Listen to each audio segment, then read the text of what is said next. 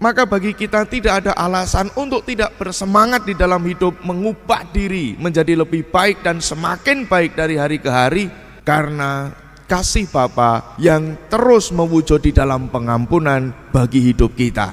Maka semoga kita pun juga tersemangati oleh kasih Bapa itu yang selalu mengasihi kita, yang selalu terbuka bagi hidup kita, yang selalu menganggap kita sebagai anak-anaknya. Seberapapun kita berdosa, seberapapun kita bersalah, Tuhan tetap menerima hidup kita.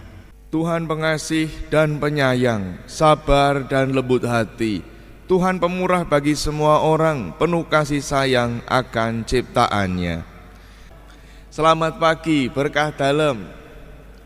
Mari kita hening sejenak untuk mempersiapkan hati dan budi kita agar kita pantas mengikuti perayaan Ekaristi pagi hari ini.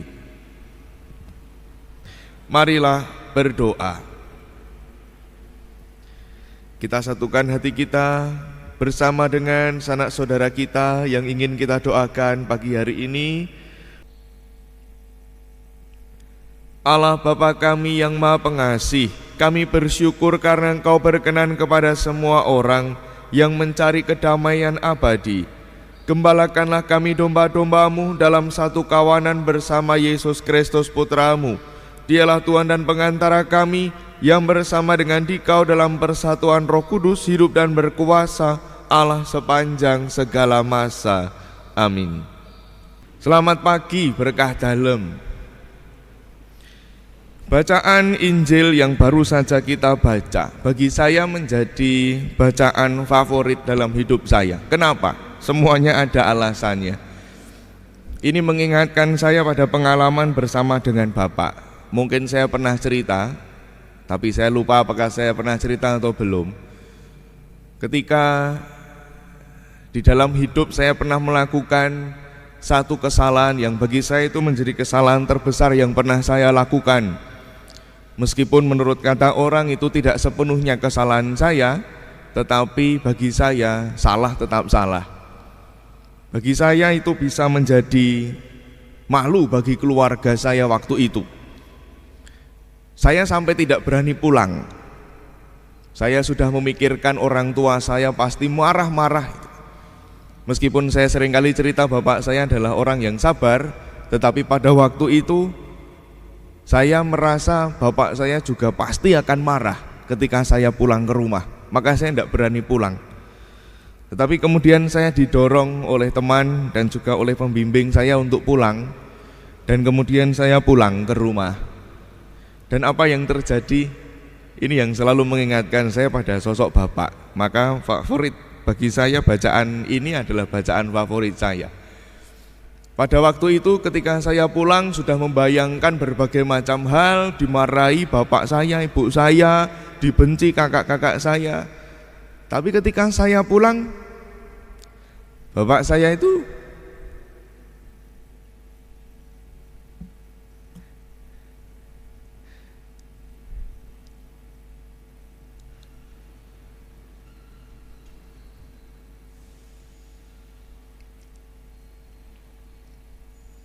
maaf.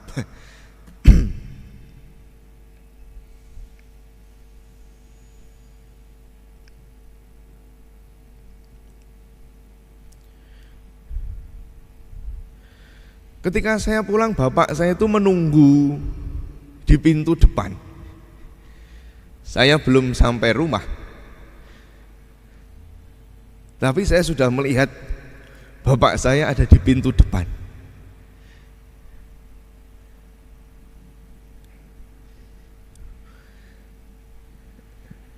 Dan ketika saya hampir sampai rumah,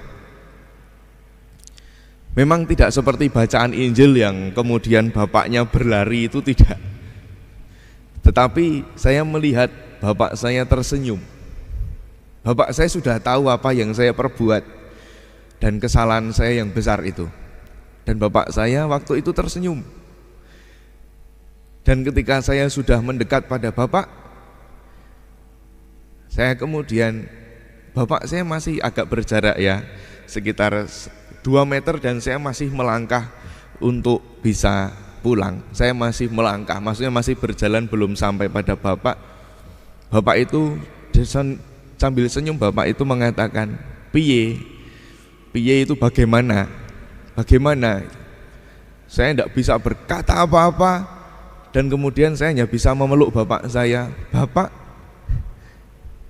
saya mohon maaf.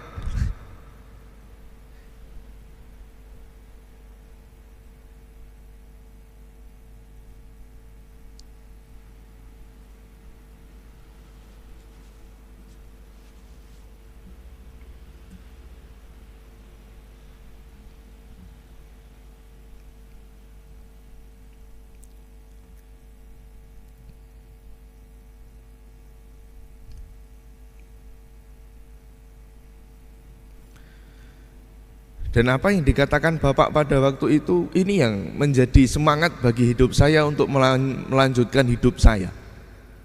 Bapak saya mengatakan tidak marah dan tidak mengatakan banyak hal, tapi hanya mengatakan, kowe tetap anakku, kamu tetap anak Bapak. Bagi saya itu sangat memukul hati saya.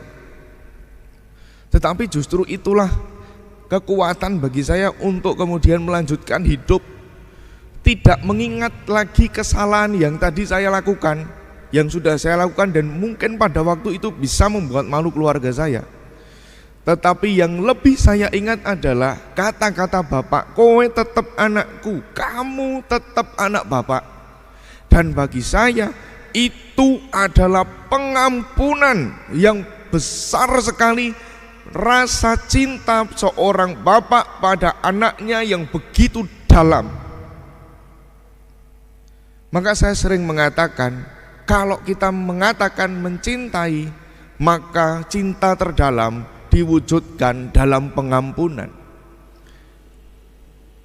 Itulah yang menjadi warta dalam bacaan yang kita dengarkan hari ini, terutama bacaan Injil.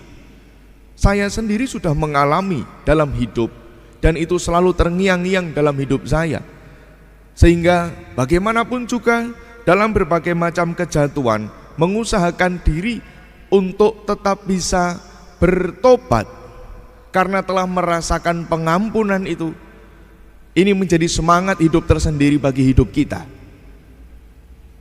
Pertama-tama kita seperti anak yang bungsu, seringkali kita membuat kesalahan-kesalahan, baik itu kesalahan kecil maupun kesalahan yang besar.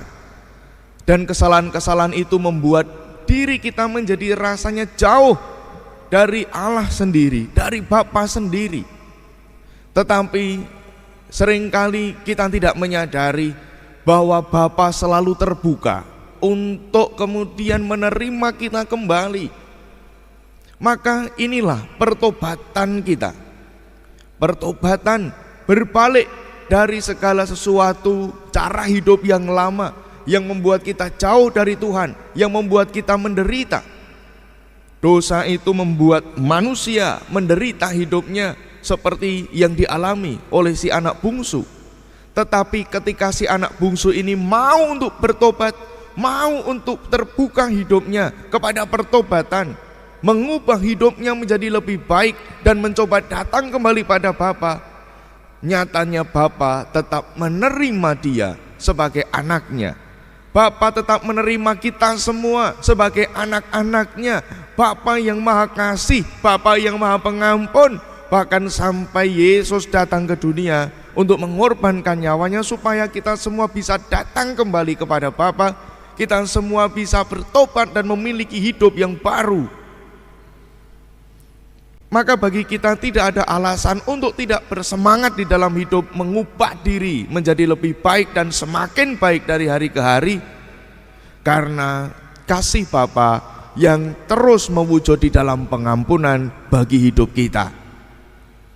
Maka semoga kita pun juga tersemangati oleh kasih Bapa itu yang selalu mengasihi kita, yang selalu terbuka bagi hidup kita, yang selalu menganggap kita sebagai anak-anaknya. Seberapapun kita berdosa, seberapapun kita bersalah, Tuhan tetap menerima hidup kita.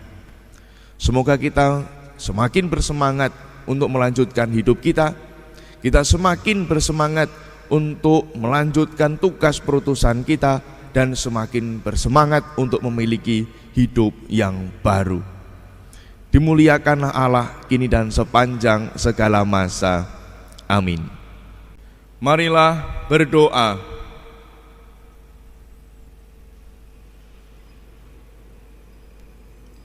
Allah Bapa, sumber belas kasih, kami bersyukur atas besarnya kerahiman yang Kau tunjukkan kepada kami dalam diri Yesus Putra-Mu terkasih. Semoga kami pun mengasihi sesama dengan setia sampai hidup abadi dengan pengantaraan Kristus Tuhan kami. Amin.